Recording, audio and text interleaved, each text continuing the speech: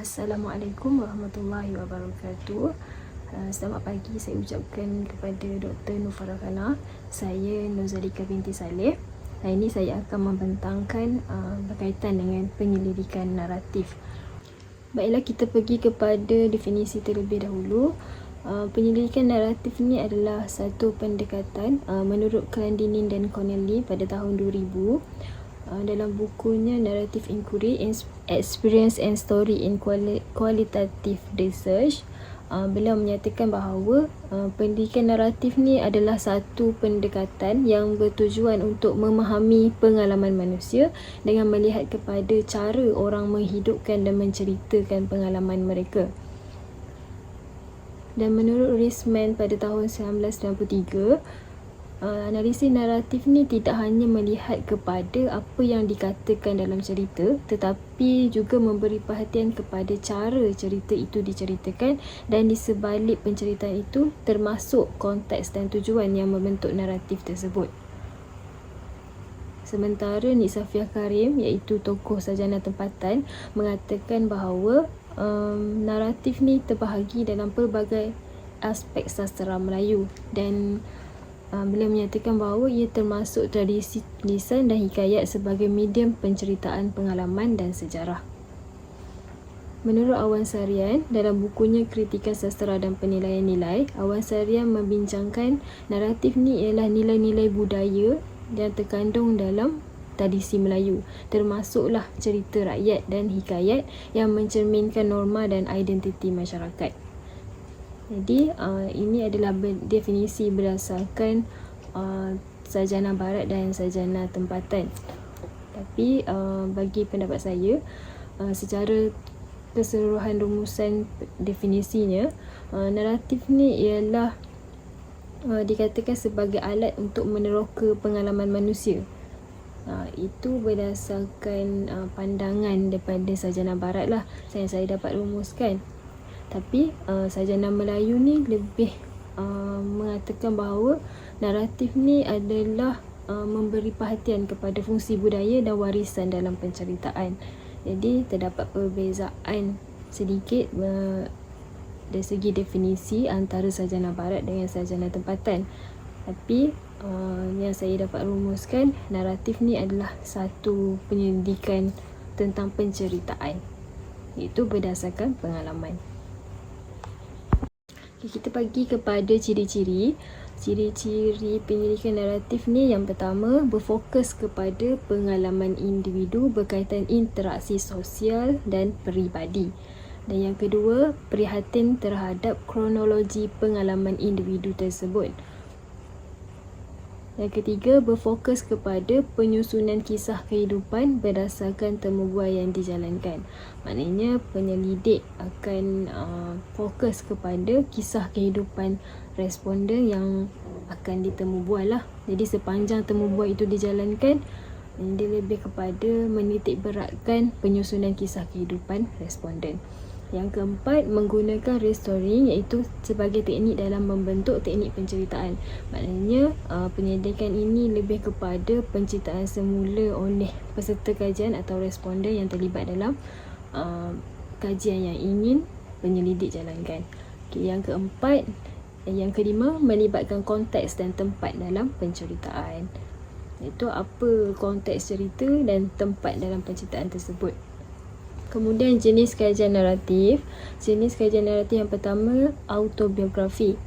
Kajian naratif autobiografi ni lebih bersifat personal seseorang individu. Apa tentang pasal diri dia lah, penceritaan tentang diri responden.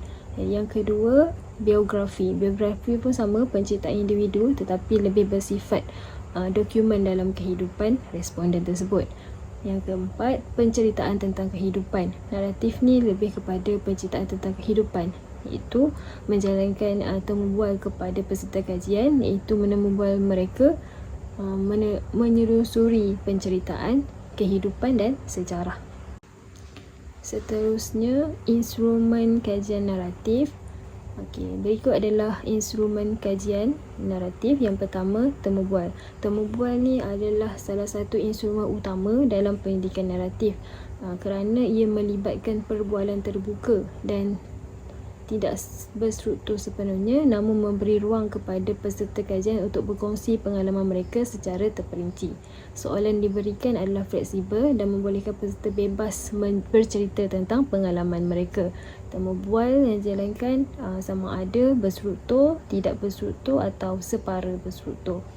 Jadi ia adalah bergantung kepada kajian yang ingin dijalankan. Yang kedua, pemerhatian. Pemerhatian ni melibatkan pemerhatian melalui interaksi sosial atau perbualan harian, iaitu bagaimana naratif dihasilkan dalam kehidupan harian peserta kajian. Yang ketiga, nota lapangan. Nota lapangan ni digunakan untuk melengkapkan atau memberi konteks kepada cerita yang dikongsi oleh peserta kajian. Yang keempat, analisis dokumen peribadi. Kajian naratif juga menganalisis dokumen peribadi seperti diari, jurnal, surat, memoir dan biografi. Iaitu instrumen ini dijadikan sebagai instrumen pendidikan naratif kerana mengandungi naratif individu yang dapat digunakan untuk memahami pengalaman hidup mereka dengan lebih jelas lah. Okay. Dan yang keempat, rekod video dan rakaman suara. Okay, ini adalah jurnal contoh pendidikan naratif yang saya dapat, iaitu oleh Ainur Atika Agus pada tahun 2022. Kajian yang dijalankan adalah berkaitan masalah yang dihadapi oleh guru bahasa Melayu dalam melaksanakan pendekatan terbeza dalam pengajaran dan pembelajaran di rumah. Ini adalah masalah yang dihadapi oleh cikgu bahasa Melayu dalam melaksanakan PDPR.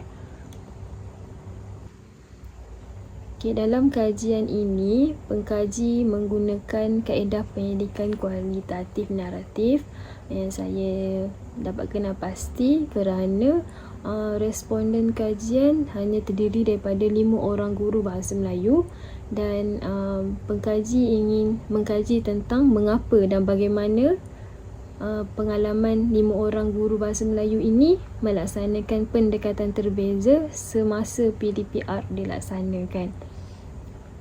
Jadi kajian ini adalah bertujuan untuk meneroka dan menganalisis masalah yang dihadapi oleh 5 orang guru bahasa Melayu di 5 buah sekolah menengah di daerah Kemaman, Terengganu.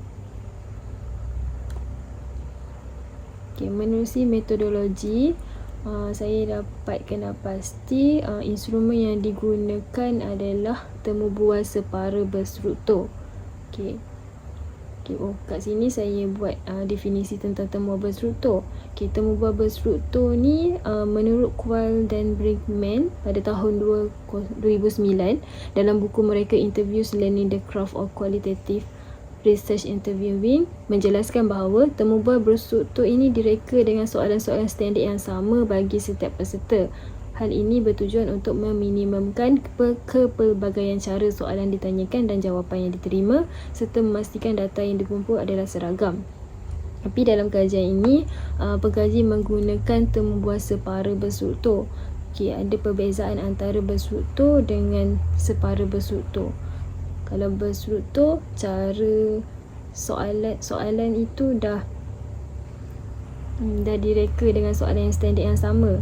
Jadi ikut soalan tu sahaja. Tapi kalau separa berstruktur yang pengkaji laksanakan ni lebih kepada soalan dah ada tapi dia boleh ubah suai mengikut situasi peserta kajian. Baiklah, pendidikan naratif ini melibatkan guru-guru bahasa Melayu yang berpengalaman